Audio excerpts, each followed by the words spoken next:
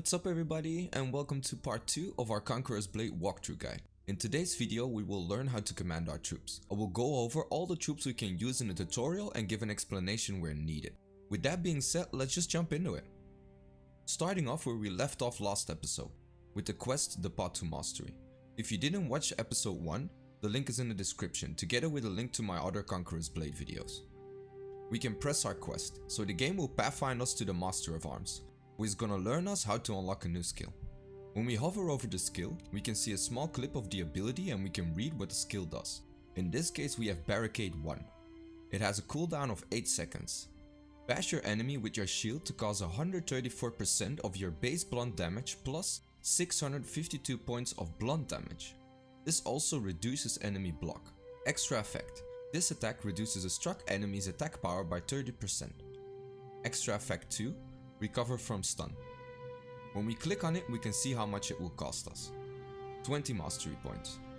Mastery points are earned by killing enemies and are bound to the weapon class they were earned on. Use them to unlock new skills. We can see that we have a few skills we can unlock over time. Next to Barricade we have Dreadnought, which just increases the duration of hand injury from Barricade. As you can see, some of the icons of the skills look the same. That's cause it's the same skill but with something added, or the effects getting stronger. In this case the blunt damage increases, plus the reduction of enemy power is increased by 5%. If we go to Barricade 3, we can see that it increases even further. Of course Barricade is not our only skill. We started the game with Shield Bash. If we look over to Shield Bash 2, we get a second attack when we upgrade. By pressing twice we can add a follow-up attack, which inflicts base slashing damage on top of our blunt damage from the Shield Bash. This continues to the third upgrade, where, if we press 3 times, we get a vertical finish attack which causes even more slashing damage. Below Shield Bash we have a kick. This is just straightforward, it's a kick. With kick 2, we get the same as Shield Bash, we get a press twice option, to add a roundhouse kick to it. Same again with the third upgrade, which gives a powerful kick which knocks down opponents. On the Shortsword we also have a buff skill we can use, which inflicts some damage, but most of all it reduces incoming damage by 80% for 6 seconds, but reduces our attack power by 50% for 8 seconds. This skill could be useful if you need to run away from a fight, or if you are stuck between enemies as a last resort so you can maybe survive the ordeal. When we upgrade we increase the duration, but we also reduce our percentage of power loss. Next up is Throw Shield. The word says itself, we just throw our shield. We also increase our movement speed and reduce our enemy speed by 30%. We can already see a pattern here. The short sword is more based on quick attacks and get out, more of a dash and run character. Next up, Shielded Charge. We raise our shield and charge into our enemy foes, causing damage and knocking them down. After that, we deal some more damage with the shield to finish it off with our sword. When upgrading to Shielded Charge 2, not much changes, but Shielded Charge 3 gets an extra effect. We take 90% less damage during our charge. And then we've come to the ultimates. Each class has 2 ultimates. In this case, Centurion's Battle Drill, a powerful combo attack. This can also be upgraded to deal more damage and reduce cooldown.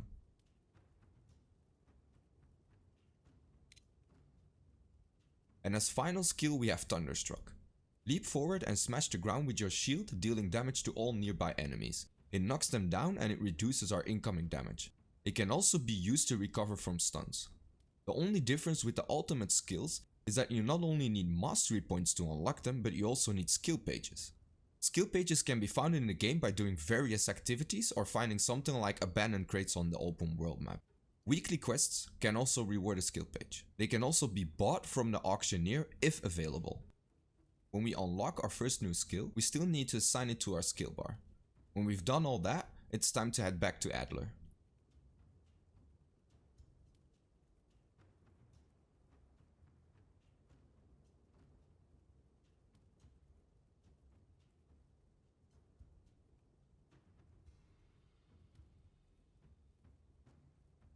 Excellent work, cadet, says Adler.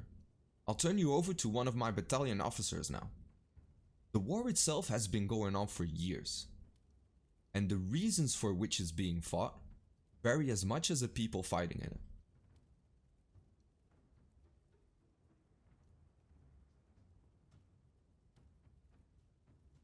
Adler notices you have drifted off into your own thoughts and barks an order at you.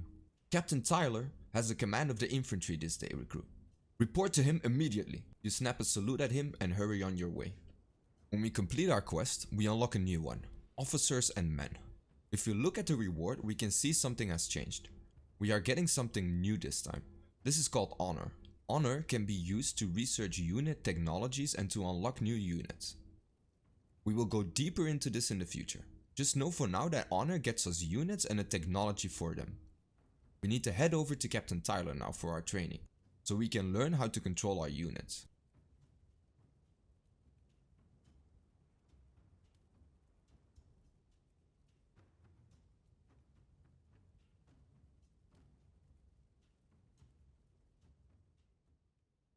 When we talk to the supply quartermaster, we can select to choose our unit. It takes us to the unit selection interface. This is also the screen you will see when replacing units when you're on the battlefield. To start off, we have the swordmen. They wield swords and shields. Next to them we have the spearmen. Instead of swords, they wield spears and shields. As our third unit, we have the pikemen, a unit that wields long spears great against cavalry. And last but not least, we got our bowmen, our archer unit. Let's start with the swordsman. If we summon a unit, we have to stay inside of this circle and wait for the bar to fill up. When we step outside of the circle, our summoning will be cancelled. When our unit arrives, we can press C to have our unit follow us. They will also attack any enemies who come too close.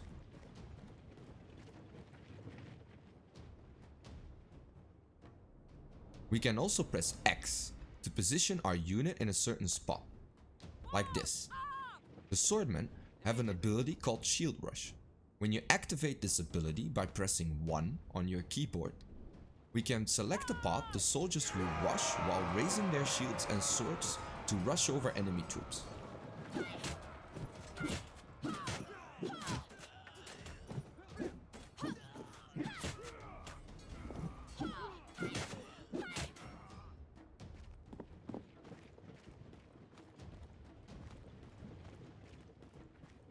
When our enemies are defeated, we can go back to the supply point and summon another unit.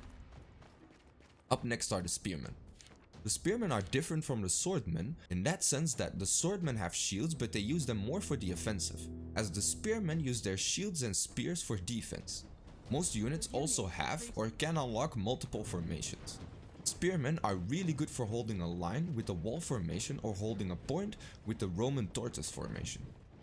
We press X to have our unit position themselves as a wall. With the swordmen, we pressed 1 for shield rush. But to change formations, we need to press the F buttons on our keyboard. In this case, F1 and F2. We can also change the formation when we order our unit to hold with the X key, and then pressing A for left in my case or D for right, or by using the wheel on your mouse. These keys can be different for you as I am on an Azerty keyboard. Our units don't do as much damage as the swordmen do, but they can hold a position very well. You can even use your units for cover if necessary. Units will always attack close enemies no matter what order you give them.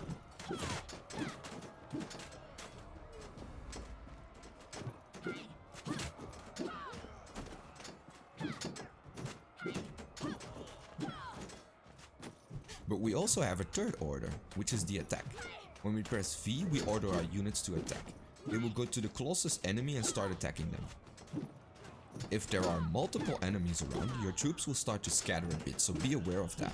They will never go too far from each other, but they can be easy pickings for an enemy hero, so be aware.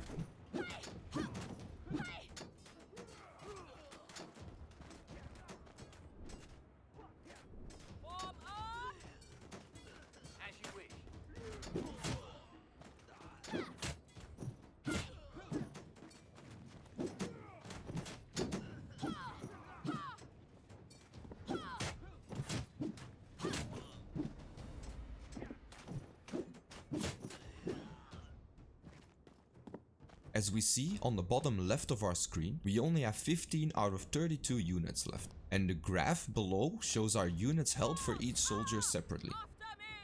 We notice our units took a lot of damage. We can heal our units by placing them inside of the supply circle. Only the health will replenish though. We cannot replenish dead soldiers.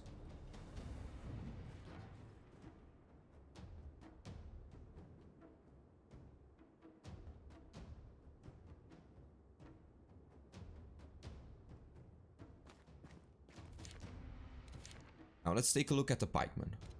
This unit is really good against cavalry charges. They will stop them right in their tracks, and I'll show you how. As we had the skill shield rush with our swordsman, we now have a skill called brace weapons.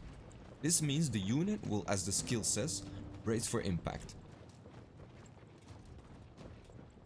So we position our unit in front of us and use our brace weapons. And just watch what happens. The enemy unit just charges in our pikes, taking massive damage. This is effective against most units, but especially against cavalry. When we take a look in our bottom left corner again, we can see that we haven't lost a single unit and almost no damage. Flawless victory, wouldn't you say?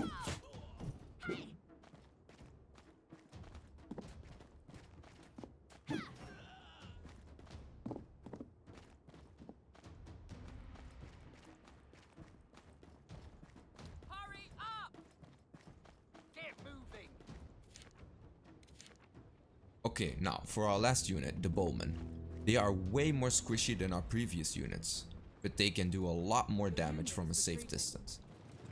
For the purpose of the video, I will show you their skill, but it's just an area of attack where you want your units to fire. Archer units need to be protected most of the time because they're so squishy. When on the battlefield, don't do like I just did and let your units just stand there. If you see enemies coming for your archers, replace them somewhere else if possible, because they will take a huge beating otherwise. So yeah, archers aren't very effective from close range, but when placed behind a shield wall or on top of a building where they are hard to reach by melee units, that's where the archer units shine.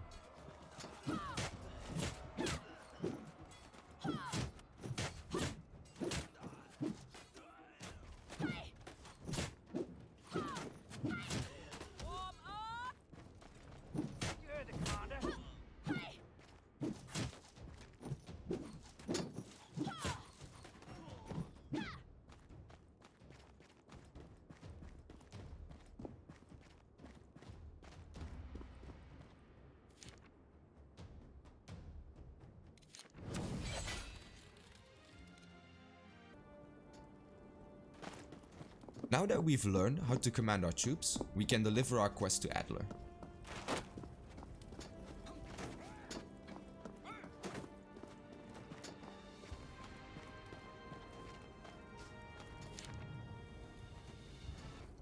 Adler receives your report and nods almost imperceptibly in acknowledgement. Our scouts have traced some of Valen's men to a field camp out on the plains. Cadet, it's time you went to war.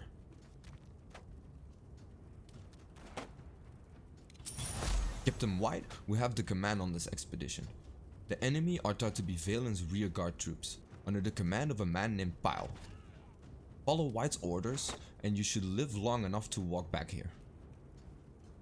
So I'm gonna end it here. Hope you guys learned something new and you enjoyed the video.